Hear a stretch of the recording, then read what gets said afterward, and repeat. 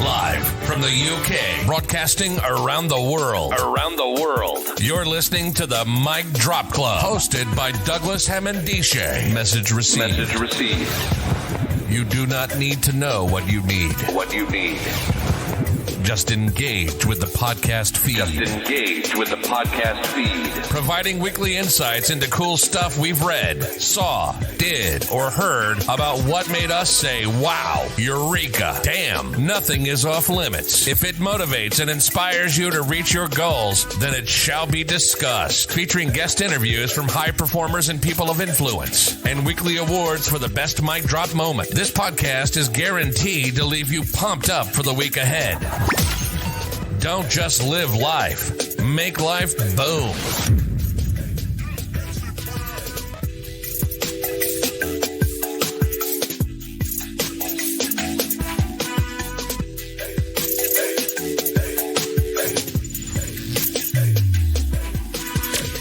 Hi everybody, it's Douglas Hammond-Dishe for another episode of the Mic Drop Club.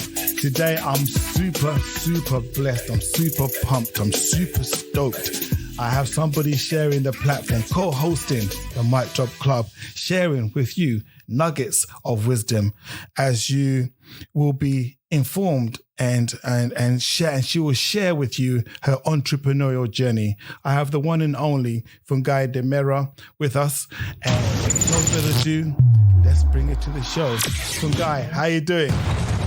Hi, Douglas. Thank you so much for having me. I'm really good. I've had a hectic week, but I'm glad I'm here. And at least we have these conversations. They help us kind of relax and chill. So, thank you so much for having me. No, fantastic. And I do respect your time. And you're an individual that knows the value of time. And I think that's going to be a common thread in what you're going to be disclosing, why time is so important and what you do with the time that you have. So just for our listeners to get a feel of who you are and what you do, the overview is you're an entrepreneur working in the health and social care space, providing great value to empowering citizens and patients. Okay, so could you talk us through your journey, Fungai? Oh, thank you so much. So I still call myself a migrant because I migrated from Zimbabwe to the UK, coming here to work. So economic migrant coming to work. And it's been an amazing journey because I've been here since April 2000. And coming from being a nurse, working on the wards and working in care homes for a year or so, and then straight after went into business. So I've been an entrepreneur for the last 20 years, and it's been the most amazing journey that I've kind of been. And because it's so filled with so many ups and downs, and I've learned a lot of things. And I think I don't think I'm the same person anymore. I keep evolving, literally. I keep evolving. So now I am a tech entrepreneur. So can you imagine, from just being a nurse to tech entrepreneur? It's because the challenges that I've faced along the way, they've caused me to look at life and look at things differently, and they've caused me to innovate and be part of the people that are creating solutions. So I guess life takes us on a journey, and I think it's important what we take out of it, because it's how you look at it, what you take out of it. Otherwise, I don't think life is meant to be easy anyway, and without the challenges, I don't think the best in us would come out anyway. So I could go on about it. No, thank you. No, thank you for that, because certainly the entrepreneur journey, the highlights of that journey, i.e. the successes, are well documented in leading entrepreneurs like yourself, Steve Jobs, all the ones that have done those great things. There's so many tech entrepreneurs' journey that has been documented in terms of the successes. But as you think you're alluding to, the actual journey, the struggles. Okay, if you can talk me through, what was it like arriving to the UK when you did, with no blueprint to emulate? What was that like? Yeah, so, I always speak to people and I always reflect, right, that the lens through which we see life is very important, because that defines what nuggets or what road or what path we are going to walk. So I remember landing in England with my little suitcase. Everybody used to say, when you're going to England, don't take many things with you. So it was just a little suitcase with a few clothes in it. And it was just in April, so round about this time when the seasons are changing and the weather is changing. But I remember getting here and just realizing that what do I want for me and how do I want this life to look like, And one thing I was certain though, because that was one of the things that had made me leave Zimbabwe, right? I had just got married to my husband and I had worked for a month in a hospital. And when I received my payslip, I cried. And I thought, surely, honestly, I couldn't have just finished and qualified as a nurse only to earn this kind of money. I could be more. I deserve more. And that was one of the pushes why I came. But when I got here, I knew that I wanted more. Wanting more was something that had driven me ever since I was a child from the age of 5 years. Coming from the very poor parts of Zimbabwe in a little town called Kadoma, in a little place called Rimoka. And one of those people that we never count, they would come out. So I had come out of that, and there is no way I was going to get here and just settle. I had so much. Fungai, pause for a minute. What you deserve for that is what we call a mic drop. Okay, guys, everybody ready? Here's your first mic drop of the show. Mic drop. There you go. Well done for that. We salute that because there's so much you could have done in the opposite direction. There's Absolutely. Something about remaining meek and humble and accepting your quota in life. Absolutely. And you said quite clearly you wanted more. You felt there's something in you that deserves more. Where does that come from? I really genuinely think that was cultivated in me as a child, because when I was reflecting now, because I'm always having these reflective moments, and I've always reflected and looked back to say, how did these seeds end up in my heart? And how did I have this kind of thinking and this kind of mindset? And I really believe that my parents played a very big role. Now, my father was one of the most irresponsible people on earth. I mean, I always say he used to do what we call child planting. There's plenty of us. I bet you we're more than 35, and I don't even know some of my siblings. But one thing for sure that he had in him that he used to instill in us was not to settle for less. And I remember in that little community we lived in, me wanting to go and play with other kids' bikes and wanting to want other things that other people had. And my dad would pull me back and say, Fungai, we don't have. This is what we have, and I don't want you to want what other people have. But one thing I want you to do is to know that if you work hard, you are going to have it for yourself. So I want you to focus on your school. So my father would gather us every Friday and sit down with us and tell us that education, education, education.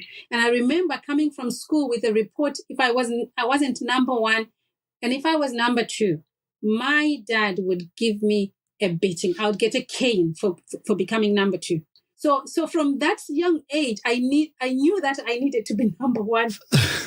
Literally. Yeah, absolutely. I needed to be number one. Good. And we just need to put a disclaimer out there because we're in the UK now and chastisement is no longer allowed. However, absolutely. We come from an environment where the chastisement, and I think I'm a firm believer that a parent's responsibility is to raise children into the environment that they're going to go into. Yeah. And a lot of people that are from minority groups, the reality is where we're going to grow up into is harsh. Absolutely. The police are not going to take you lightly. So a wrap around the wrist and all of those things is not comparable to a life behind bars. As a destitute and all those things. So I get that. So your father instilled with you these values that you hold on to this day. It's a principle. I guess you live by that. It's a principle. And let me add to that principle. I want to drill that principle in as well, because I don't think it's so much about the cane, but my father believed that train up a child the way that they should go, that when they leave home, they are ready to take on the world. And we were living in such a harsh environment that he knew that it was important for him to prepare us to be ready to fight for what is good. right? So I think those principles, they still apply today, even though we are not using the cane, but it's very important for us to instill the principles, the fundamentals, because that's what makes a person. And then for me, an additional layer to that was... Okay, guys, everybody ready? You're still doing it. Atomic mic Here you drop. go. You're on a roll.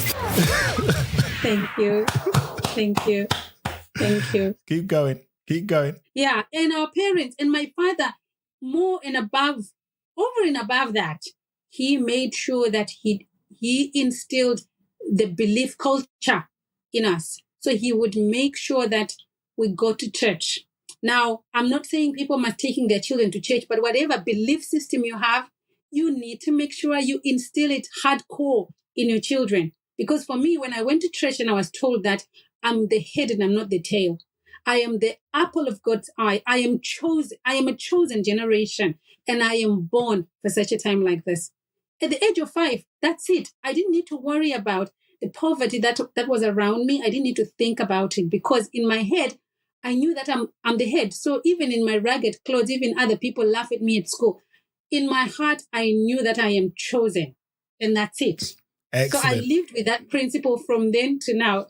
I am chosen, and that's it. And there's some nuggets of deep-rooted wisdom in what you're saying. I don't think the audience are fully comprehending what we are witnessing right here. So Okay, I'm going to guys, have to everybody ready? repeat that. Atomic mic drop. All too often, we hear of people who feel they're entitled to either support, entitled to success, but believing and instilling in yourself a set of principles that says, no, it is yours for the taking. There's an abundance, I guess, in terms of opportunities for people who are not lazy, who are goal-getters. So you have that. I see it about yourself. Even this conversation we're having today, I know you're planning, you're thinking ahead of your meeting at 3:00, but you're able to divide your time accordingly. So how do you remain positive, and how do you handle all of these things that you're processing in one day as an entrepreneur, tech specialist, nurse, wife? What does that look like in your head? If I could be in there, what's happening in there?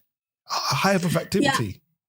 Yeah, absolutely. And I think, again, I'm going to go back to those principles, because once you lay those foundations and those principles, right, they grow with you, and now you are growing with them. So from that young age, remember, we had to be part of the economy in the home. My father was struggling to feed us. He would come home with his payslip and say, my children, this month I earned $97. It was $97 for 8 children and for mom and dad. And he would say, this is what we have, but I need your help to figure out how we're going to feed the family. So we had mango trees around the home. We had guava trees around, and we would pick the guavas and the mangoes, and we would put them in a dish and go into streets and sell the mangoes. And I remember I would be so excited if I sold all my mangoes and my guavas that day and bring home the little money to contribute towards the food. So can you see how these principles and how the multitasking is already starting? So before you go to school, you would wake up, contribute around the home. After school, other kids are going to after school club.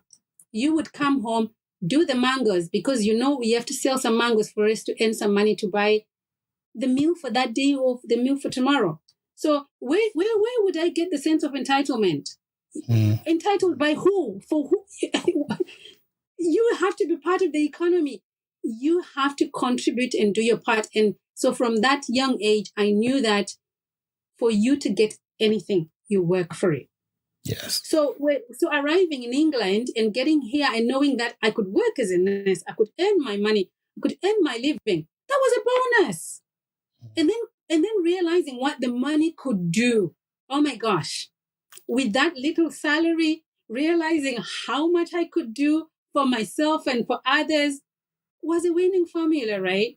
So I think that mindset really played a very big role in terms of the way I operate now. So the way I operate now is that I work with what I have and work with the means, what I have in terms of time, in terms of money, in terms of relationships. But I know that I can share what I have, and it can go a long way, and it can be enough. And that's very important because it's not about how much time you have. It's not about how much money you have. It's about what do you do with the money and the time you have for you to achieve more with it. Absolutely. And you know what? On that one, I want you to just repeat that again. Just repeat that again about enough. This whole concept about enough. I think that we all have enough time and we all have enough money. It's not about how much money you have. It's not about how much money you have. It's about what do you do with what you have. Perfect. And stop worrying about what you don't have. Excellent. I'm so stoked. This is what I was saying, guys. When guys in the house, it's a different conversation.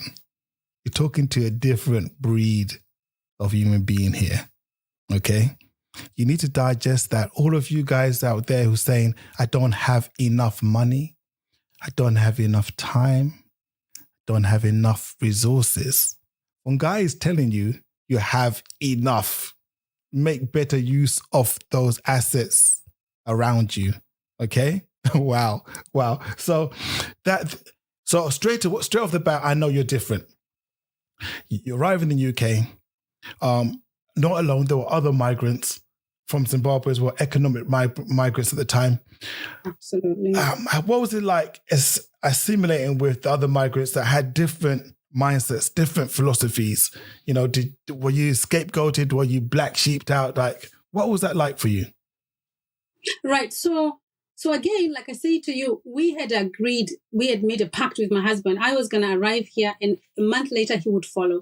And I was the nurse. I was the one with the qualification. My husband is from a legal background, which means when he got here, he wouldn't get a job exactly in the line of what he wanted to do. He would have to do whatever that's there. So straight away, once my husband arrived, we realized that our brain and our thinking was very different to everybody. Everybody was happy to settle for whatever jobs that was there. They were happy to just enjoy life and the money that we're getting. But we saw an opportunity to be different. And we saw an opportunity to start a legacy of our own. And literally, we agreed with my husband that I would continue to work and we would figure out. There was no way he was going to be peeling potatoes for the next 6 months. Like literally, no. He done it for a month and we realized that this wasn't us. You know, he was from a legal background, so he could do better with the opportunities. And guess what? I am forever grateful. I'm telling you, some people are not grateful for what they have. I want to come back to that point because for us, we arrived in Wolverhampton. Wolverhampton University was offering startups, packages for people who wanted to start businesses. They still do that to this day.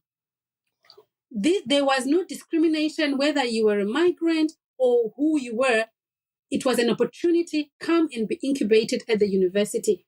There was the digitization programs, so they were doing computer literacy courses.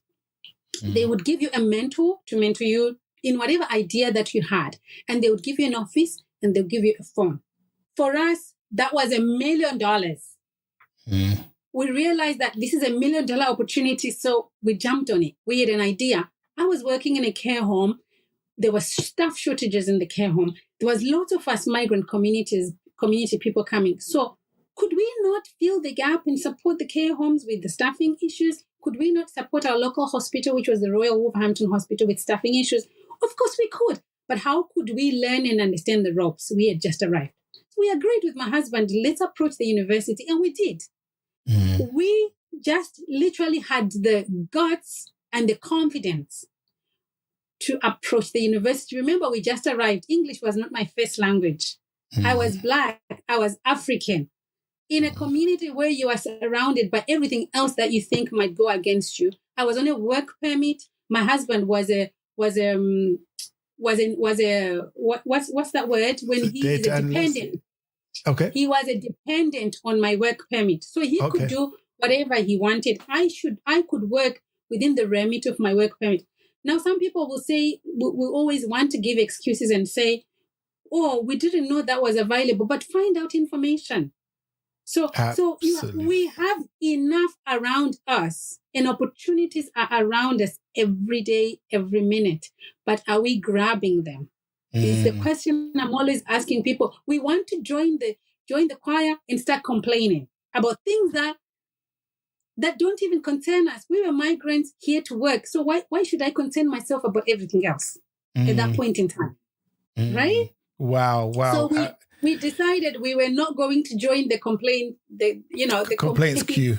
And the British like queuing as well as Zimbabweans. We've learnt through colonization to queue, and we can queue effectively. So choosing to go against the grain and not queue. I would have liked to see how those conversations transpired with some of your colleagues in the care homes, and seeing you do this, managers, where they thought we were crazy. Absolutely. They thought, Fungai, you've just got here. There you go. What are you talking about? There you go. You've just got here. What you talking about? How dare you? I've been here all my life. 5th, 10th generation, all my life. And people cannot see the opportunities before their own eyes. Their heads are down and they're just working aimlessly. Because you said something that was, I hear all the time as a pushback when I say you have to work hard. Yeah. As you said, you work hard. Of course you have to work hard at anything. But they say, the first thing they say, no, you don't have to work hard anymore. You just have to work smart. And I would say, even if you're working smart, you still got to be doing that in a very diligent way. You can still got to work hard in a smart way. So the whole working hard is as a principle, as that's deeply ingrained in your psyche with the added capabilities that you have learnt on your way. The technology, the entrepreneurship, that in the long. And I think you said you and your husband. This is something our couples also listen to the My Top Club, so I think you can speak to this one because the entrepreneurship is a lonely journey, and we have a saying I don't know if it's Zimbabwean, but my dad always taught me this saying: no matter how many people sleep in your bed, you dream alone. So as a couple, one person had to dream, other person had to convince, then you had to create a pact. So you had to, the biggest sell of your life was to convince. How did that go? What did you do? Yeah, so I think who you marry makes a difference in your life, 100%. You must marry good and marry well. You must know what you want in life. You must have a dream and be clear about what you want so that who you come across or you attract, they come and fit in that dream. So for me, I remember when I got married, I didn't want to get married. So 2 things were not on my to-do list: getting married and then thinking of having kids early. Because of the background I had with my poverty situation, I told myself I didn't want to get married early. I wanted to work hard, buy a house for my mom, change her life, and that was my dream then, So I was very clear about that dream. By the time I got married to my husband, we had discussed this situation and we were very clear what we were supposed to do. And when we were coming to England, we were coming here to work and figure things out and do as much as we can within the first few years of our time. So clarity is very important. You must be on the same page with the person you marry, and you must marry the people not only for their looks, they must be aligned with you. That is super important, man. That is super important. I see people in relationships and I think, where are you going? So we were on the same page. So it was easy for me when we got here to say to my husband, let's figure things out rather than you going to work in the factories. Let's have you now start to build the baby at the Wolverhampton University while I continue to work and earn the money. Now, that conversation is a conversation I found a lot of women struggle with. Simply because they wouldn't be on the same page with their partner. So I think being on the same page for us made things easier. So in the sense that we were trying new waters, but as we were trying those waters, we were not pulling each other, pulling each other apart. Instead, we were focused on building each other. And that's really important. So that's literally how we did it. And then I remember as well, in the community we lived in, I remember people passing comments to say, oh my gosh, look at her. She's just brought her husband to babysit her and to babysit him and give everything on the table.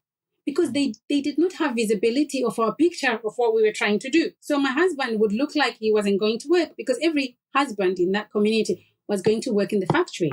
And for me, there was no way I was going to settle for a factory worker for a husband. No, that wasn't my dream.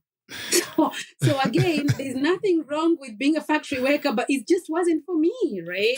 Correct. I wanted more for us, more for my husband, and more for myself, and more for us. And we have walked that journey together, and we've done amazing things to this day. So he's now a fintech entrepreneur. I am a health tech entrepreneur. And that's it. Life goes on, So I think it's very important for people to be clear, very clear what they want in life, and then pursue it.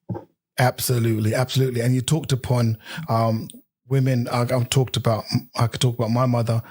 She was very instrumental in my life. Zimbabwean women, they're super, super powerful individuals. At the same time, they can be very subservient, depending on how they are raised.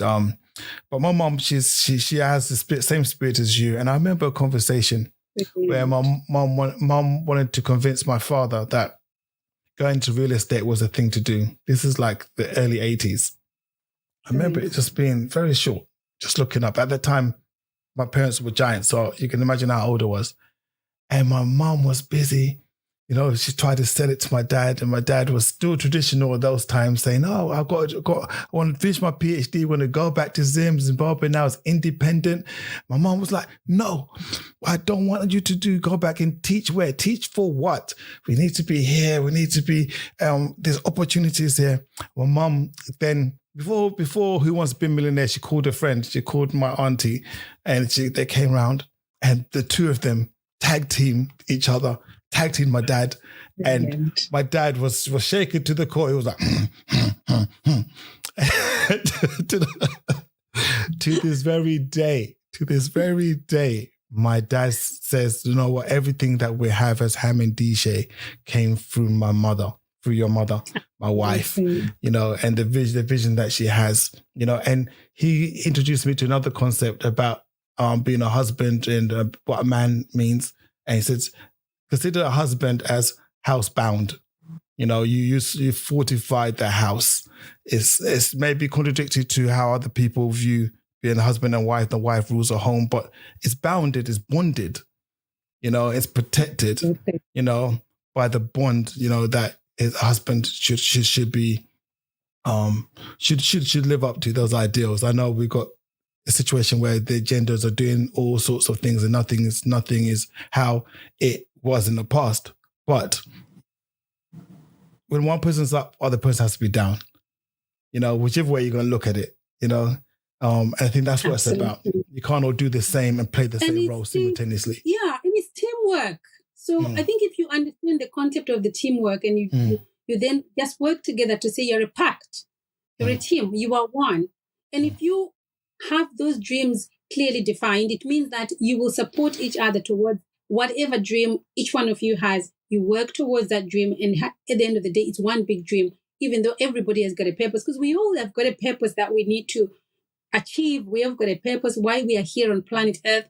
So it's about really working towards the greatness of each one of you, everybody flourishing in what they're good at and what they're purpose to do. So yeah, definitely agree with that. Absolutely. And we've spoken a lot of powerful stuff has been said. In terms of the value now as an entrepreneur, what is it that you do? What is the product? Yeah, so for me right now, I am a health tech entrepreneur, like I've said. So life has taken me on a journey. The challenges have kind of driven me towards my purpose. And I strongly feel that right now I'm walking in my purpose, and my work life is very aligned to what I believe to be my reason for being the planet Earth, right? So in 2004, my father and my father-in-law both died a week apart from undiagnosed diabetes. Now, at that point, I had so many different feelings which were driving me in so many different directions. But what really stuck with me was, how was I going to change this scenario and why did it happen? What was it related to? So it led me onto a research journey. So that's one scenario of 2004. Another scenario was in 2007, 2008, we all were affected by the recession. And when the recession came, guys, I woke up and literally one day you go on your desk and when you see emails coming and emails coming and emails coming, you've lost all the contracts. I was employing more than 40 people across 5 offices across England. That's how well the business had done. And now you wake up and you've got these emails coming on to you and you think, right, do I run away? Do I cry? Do I kill myself? What do I do? And I'm sure a lot of people experience that with the recession. But for me, I did all the crying and I would cry and cry and cry at home. And then I would wear my makeup and turn up at my office and be the leader for my team. And so that process of rock bottom and then figuring out how do you make the business survive such a difficult time when you've got no income, no contracts, but you still got payroll to pay at the end of the month. Who do you talk to? What do you do? How do you figure out? So for me, that was my biggest university lesson that has landed to part of what I do today. The realization that, okay, so you can actually lose a business. You can actually lose everything, literally, really. And when you've lost everything, you are still left with responsibilities of expenses that sit on your head as a director of a business that you would need to make a decision. Those contracts, well, you've lost them, but you've got all these bills. You still have got to take people through the redundancy process and the employment law in the UK. Now I'm like an employment law lawyer, literally. And you have to figure things out. So again, entrepreneurship is not, it's not a bed of roses. I wish it was, but I think it shouldn't, because it is through figuring out that you get to where you need to be. So that figuring out process as well made me realize that, okay, so if I was going to make the business come back, how would I make it happen? That is when I started trying to figure out my tech journey, because I wanted to have a business that was location independent. I wanted to have a business that was going to serve the community and solve problems, but a business that would transcend. If ever something was a recession, like the recession would happen, it wouldn't impact the same way. So what was the lesson that I Okay, guys, everybody ready? Atomic mic drop. Oh my God almighty. Yeah. Let that marinate for a little bit. Sometimes it's good to pause and just let things breathe, because without the process of reflection, you're going to miss a lot of great stuff, yeah? You're going to miss a lot of great stuff, yeah? So I want us to just go to a little outro for a little bit, yeah? A little break. 10 seconds, just to breathe. You are so much more. MicDropClub.com. Make life boom. Absolutely. Fungai's in the house making life boom. She talked a lot about being able to figure it out. It's a simple words. I've heard that concept used in primary school. Figure it out. Because not only when we talk about entrepreneurship is a lonely journey, you face crossroads where you either stick or move, isn't it? You stick with it or you move, and you have to relearn and get new skills. So what new skills have you had to learn? You talked about employment law. You talked about technology. What are the skills that they don't teach you in the entrepreneurial handbook that you had to re-educate yourself or educate yourself? Absolutely. So now, going through that process, you pick up new lessons and new skills. Like I'm saying, I now contribute to business school entrepreneurship modules at the universities. I do it with Wolverhampton University, and I'm doing entrepreneur modules with Oxford University, because theory does not prepare you for the real world.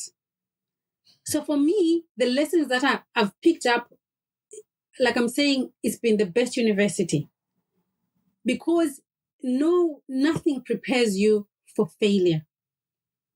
And failure moments, you must cherish those moments. And it's very painful. You must cry. You must do everything. But you must go back on your desk and think, okay, what is my lesson? What is my lesson? And what is my lesson? So for me, that's what I do. So when I fail and I fail hard, I know that there is a big win buried within this very big failure.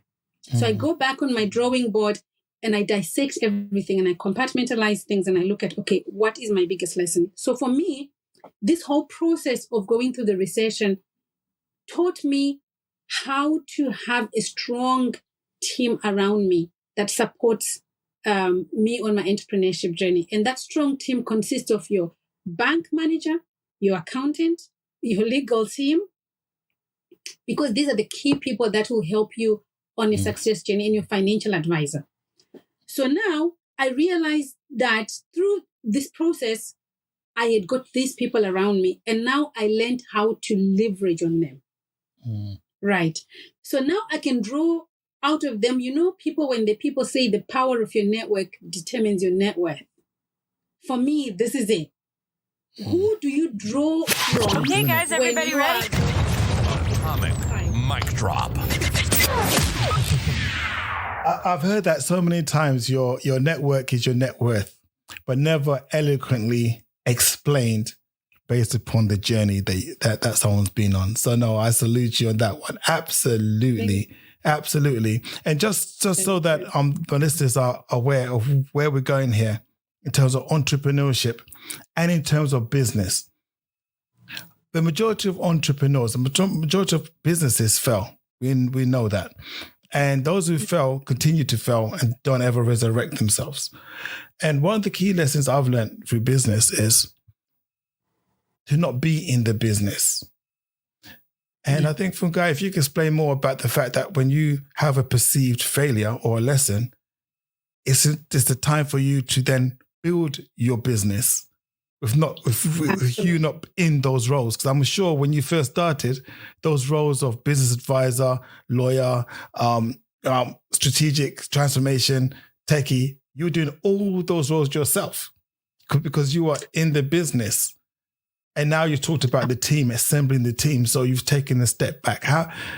When did you come to the realization that you need to build a business in that way?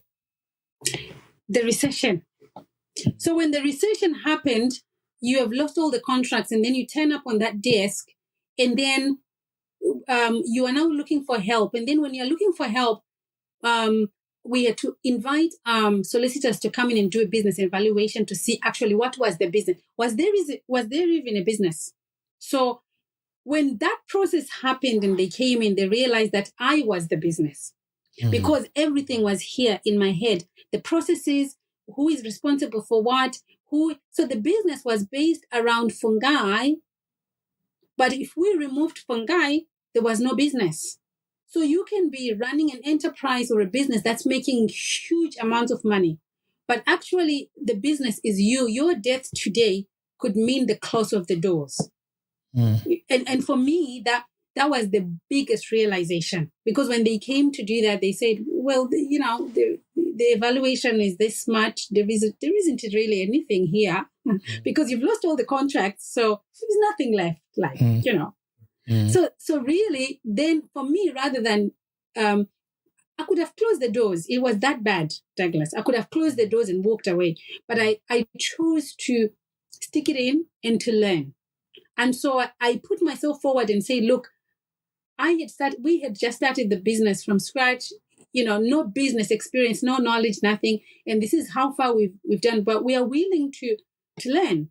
So you've got to be willing to put yourself forward and recognize where your weaknesses are, your challenges are, and be willing to get the support that you need. And then thank God for the people that I had around me, because they were willing to carry me and walk with me to say, okay, we are going to support you. For us to support you, you need to put 1, 2, 3, 4, 5 things in place. And now that realization, I decided that was going to be the last. I was going to stop being the business. And that's how my tech journey, what the tech entrepreneurship was born, because I had to do a process of taking everything out from here and put it on paper and then create a system written from scratch of how to run my business, but from a systemic process. So we now have a branded system that the patents are owned by the company and the organization, which they have taken from here onto paper, onto writing it onto a software. And that's what is software. Brilliant. Imagine that. Absolutely. You have to Okay, guys, that. everybody You ready? have to get that. Atomic mic drop. Wow. You have to get one of those, because that is what it's about. And that coming to that realization sooner is so much better than going 5, 10, 20 years down the line, then coming to that realization, because we're not getting any younger. And so many entrepreneurs realize it's too late for them to physically pivot and redefine what their business means. So we've gone this journey. This journey has been fantastic. And I'm sure all the listeners at home or wherever you listen to this podcast can testify that Fungai is a different breed of human. And this is what it's like on the Mic Drop Club. We like to share these powerful conversations so they not only inspire us, they'll not only give us hope, but allow us to see that you don't have to look like the guests, but you just copy some of their values and principles into your own life. Don't worry if you didn't have the teachers. Seek out knowledge, seek out people like Fungai and learn from them and apply those knowledges, and you too can succeed. So any closing tips for our listeners out there, what would you want to leave them with? Right. So I want to leave people with the thought and the belief that you have a dream and you have a purpose that is buried within you, and learn to fall in love with the challenges. We need them, because without the challenges, you are not going to realize your full potential. Very important. And number two, I also want to demystify the myth that, as you have built the business and the higher you go, the easier it becomes, because it doesn't become any easier. But it becomes more complex. It's just the problems you were having when you were smaller, they become bigger as you grow. But very important to invest into the business and invest into whatever they are doing. It's not about the money in your bank account. It's about having a business that can be evaluated and be called a business that will transcend you. When you're gone, that business will be there and will be changing and transforming lives. And so for me, that's what I now live for. While I run these healthcare companies that I do have, they can operate without me. I'm not the real deal, because I have learned from the recession and from bad experiences that business is all about you making it have its own DNA and its own processes in place. So that's what I would want to leave the listeners with. So anybody can do it, and don't limit yourself. Okay, guys, everybody ready? Atomic mic drop. You're a star. You're brilliant. And, I urge anyone listening to this to rewind it, play it back. Rewind is probably something that shows my age. Just play it again if you're using digital content, digital media player or something like that. But play it back, let that marinate and apply some of those lessons. So with no further ado, I want to say, Fungai, thank you very much for blessing the Mic Drop Club, and we wish you more success. Is it okay for us to share your handles on our platform so people can get a hold of you, find out a bit more about the tech that you're delivering into the health and social care space? Absolutely. So people can find me. I love to be on Instagram because I love inspiring younger generation and passing on the baton stick. And you can find me on my YouTube. My name is the same, Fungai Ndemera. And I'm on LinkedIn, connecting with like-minded entrepreneur. And my other life, I'm an investor as well, because I like investing into startups. Like I'm saying, we have got to keep the wheel going, right? So yeah, you can find me, and happy for you to share. Absolutely. Right. Thank you so much for having me. Fantastic. Thank you very much. Thank you very much. Thank you for listening. Don't forget to check out micdropclub.com and get the show notes and useful links. Subscribe to the podcast. Don't just live life, make life boom.